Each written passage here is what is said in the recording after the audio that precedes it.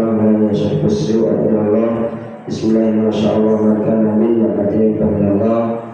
Bismillah ma sha Allah la hawla wa la quwwata illa billahil aliyyil azim. Alhamdulillahirabbil alamin. Wassalatu wassalamu ala asyrafil mursalin sayyidina Muhammad wa ala alihi wa sahbihi ajma'in, amma ba'du. Ya maqam muslimin muslimat syaikhul rahimakumullah.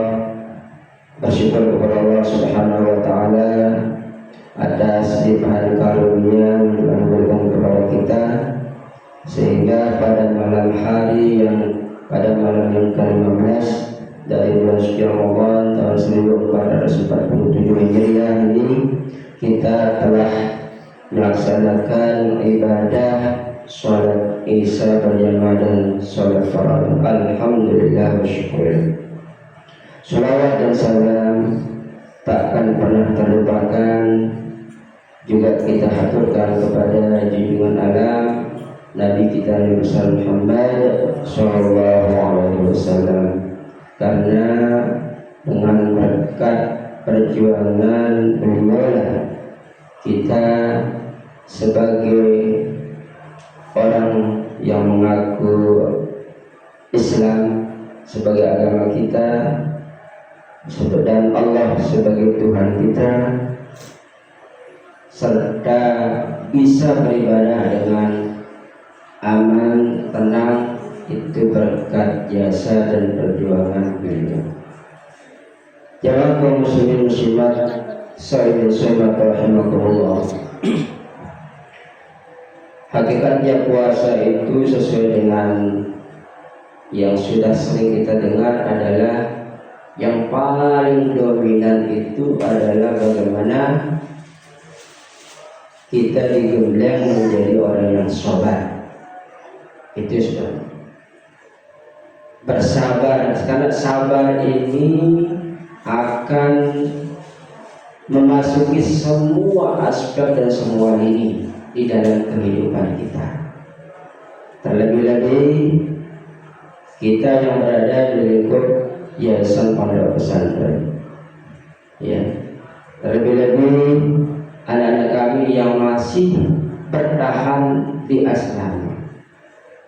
Jadi hakikat puasa yang sering kita laksanakan setiap tahun atau yang tetap kita laksanakan setiap tahun itu betul-betul menggembleng kita menjadi orang yang bersabar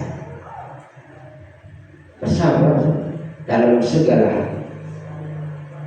Untuk mempersingkat uraian hikmah pada malam hari ini, saya teringat dengan cerita di pertengahan surat Al-Kahfi mulai dari ayat 60 ini, yang berbunyi fawajada abadan ibadina atainahu rahmatan min indina wa 'allamnahu min ladunna ilma.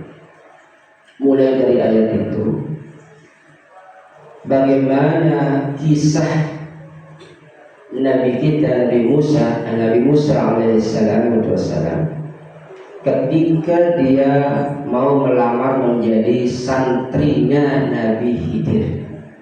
Mulai dari ayat itu diperintahkan Nabi Musa berpesan kepada sahabatnya yang mencari Nabi Khidir, wa qala lipatahu, apa katanya, falamma balagha majma'al bahraini aw amdiya hukuban.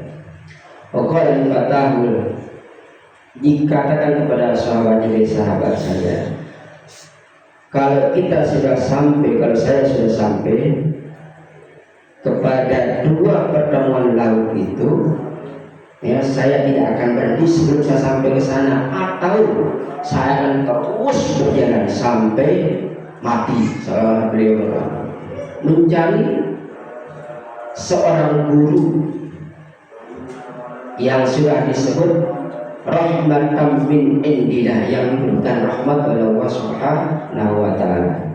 menurut tafsir Al-Qurtubi yang disebut dengan diberikan wa atayna rahmatun min indina itu adalah Nabi Khidir. Singkat cerita, ya betul, setelah sampai di dua laut itu, ya, beliau berhenti dan setelah di sana melanjutkan perjalanan. Nah, disinilah diuji. Setelah melanjutkan perjalanan dari laut yang sudah disinggahi itu, berhentilah Nabi Musa karena lapar. Lapar, kita berhenti dulu lapar. Silakan dikeluarkan ikannya. Ikan dalam arti mungkin hidangannya sudah dipersiapkan. Di sanalah pengawal atau pengiring waktu dikatakan pembantu beliau menyebut. Nah, ini yang saya mau ceritakan itu. Lupa saya tadi ketika kita berhenti di tempat tadi itu, pertemuan Majma'ul Bahrain itu, ikan itu hilang ikan yang kita bawa itu, sehingga saya lupa memberitahu ya Nabi. Kalau begitu itu yang kita cari, tempat itu. Balik lagi. Ini proses pertama. Nah betul. Setelah sampai di sana ketemulah singkat cerita, ketemulah beliau dengan yang dicari itu. Yang dicari. Ini syaratnya. Benar-benar itu. Setelah ketemu, apa tujuannya? Diungkapkan tujuan beliau bahwa saya ingin mengikuti Anda karena engkaulah yang memang ditunjuk oleh Allah Subhanahu wa taala tempat saya berburu. Apa jawaban Nabi Khidir? Qala lan tastati'a ma'iya sabra. Baik, tapi kau tidak akan dapat bersabar. Dijawab oleh Nabi Musa. Ini tentang sabar. Bagaimana saya bisa bersabar? Belum aja kita coba. Akan gitu. Jadi kegigihan seorang murid itu diuji pertama, kamu tidak akan sabar. Lebih janganlah sabar. Tapi karena memang Nabi Musa sudah niatnya bagus, bagaimana saya dikatakan tidak sabar mengikuti Anda atau mengikuti engkau wahai sang guru? Sebenarnya padahal kita belum coba. Oke lah kalau begitu kita coba. Diajak tahap pertama, ujian pertama ketika diajak naik perahu, pakai perahu, lewat perahu. Setelah itu, setelah dipakai perahunya dirusak. Sifat seorang murid yang kritis. Nabi Musa ini ilmunya sangat tinggi. Dikatakan di berbagai ada surat itu karena saking ilmunya Nabi Musa itu tinggi, sampai beliau sempat agak sombong lah. Itu sebenarnya diuji di sana. Ilmunya memang tinggi Nabi Musa. Bayangkan di dalam kisah Isra Mi'raj, beliau yang mengkritisi perintah sholat yang 50 kali. Beliau kembali kritis Nabi Musa. Yang pertama ketika beliau naik di Bukit Tursina, beliau yang ingin pertama kali, saya ingin melihat Tuhan. Kalau Musa taklimah dan sendirian satu-satunya Nabi yang dapat berbicara dengan sang Rabbi, sang Ilahi Rabbi. Wakal nama Musa taklimah. Karena beliau memang kritis. Di sanalah di ujian pertama sifat kritisnya itu keluar. Ini sudah kita diselamatkan, masa dirusak lagi? Perahunya protes. Kenapa dirusak? Bukan, tak sabar. Katanya. Ujiannya berapa? Sabar.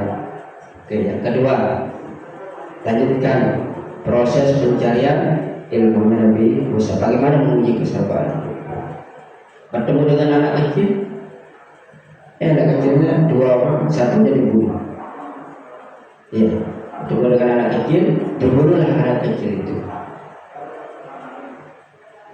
Secara zahiriah, perlakuannya Nabi Musa terhadap anak itu kan tidak wajar. Ya wajar lah, sifat kritisnya protes. Bagaimana sih Anda ini ada anak kecil, bukannya dikasih makan, dikasih bekal, dikasih apa, kayak pakaian, sebagainya supaya hidupnya sehat, bergizi dan sebagainya. Ini di rumah. Ini perbuatan luka, sudah tidak benar perbuatannya. Yang kedua sudah apa katakan tidak boleh protes. Lupa, oh iya betul, minta maaf. Tinggal sekali saja. Kalau satu kali sudah saya protes, berarti sudah ngalah. Itu. Yang ketiganya diajak lagi. Ujian yang ketiga adalah ketika melewati suatu penduduk tempat, beliau minta dijamu. Ada yang mau jamu, beliau pergi di suatu rumahnya roboh, tanpa ada perintah, tanpa ada tanda-tanda, langsung diperbaiki sampai bagus. Nabi Musa itu kan namanya jadi murid. Nanti tapi udah hatinya bergejolak. Tidak ada orang, tidak ada penduduk, tidak ada isinya, rumah gini-gini kita perbaikinya kan jelek, tapi diperbaiki. Apa gitu? Udah nggak tahan, berontak aja. Kan bawaan orang kritis itu gitu. Kalau ada sesuatu yang sifatnya keluar dari logika sederhananya kita, ada pengetahuan kita segitu, kita pinginnya memprotes. Nah, sifat kritis itu boleh bagi seorang santri atau seorang thalib atau tulab, boleh, tetapi ada tempatnya. Jika diizinkan baru, misalnya nggak bertanya atau apa, jangan sembarangan gitu. Maksudnya begitu, ada izin dulu.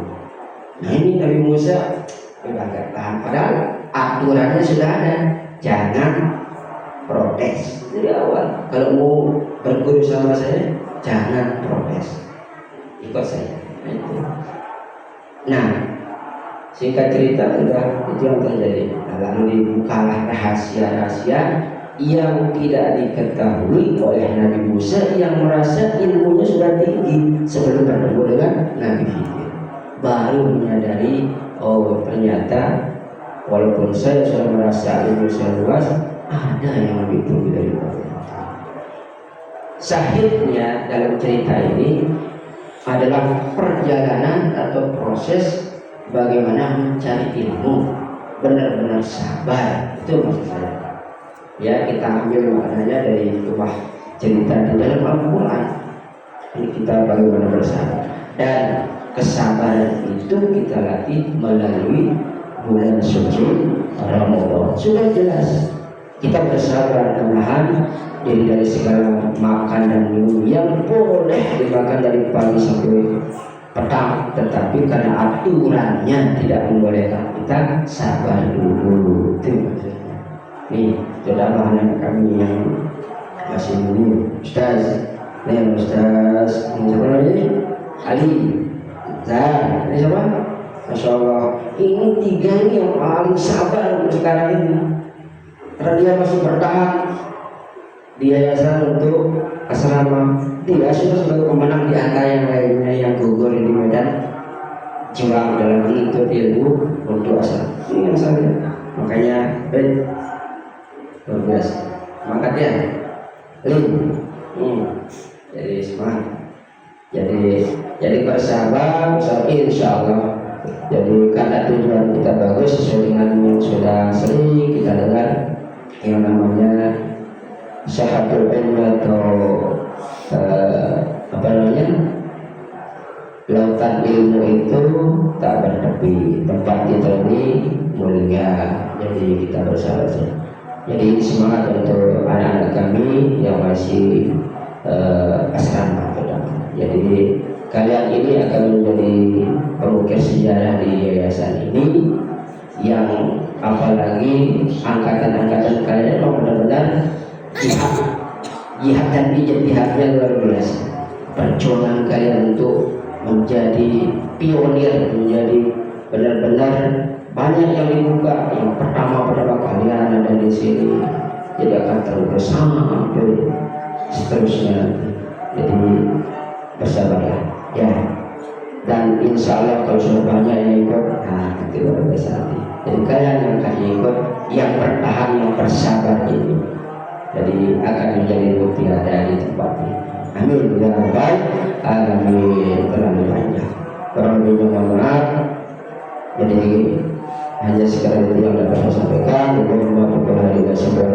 Assalamualaikum warahmatullahi wabarakatuh. Muhammad ya Rabbi salli wa sallim alaihi. Allahumma salli ala Muhammad ya Rabbi salli wa sallim alaihi. Allahumma salli ala Muhammad ya Rabbi salli wa sallim alaihi. Allahumma salli ala Muhammad ya Rabbi salli wa sallim alaihi. Allahumma salli ala Muhammad ya Rabbi salli wa sallim alaihi.